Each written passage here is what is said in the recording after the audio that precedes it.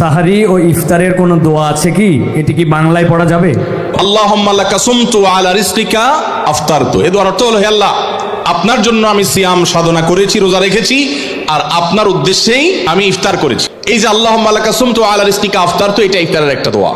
এই যে দোয়া ইফতারের, এটা কি ইফতারের আগে করবেন, না মাঝখানে করবেন, না শেষে করবেন? যারা যারা আগের পক্ষে তারা হাত তোলেন, মাশাআল্লাহ, বহু লোক। আমার এই দোয়া ইফতারের পরে করবেন, আগে না।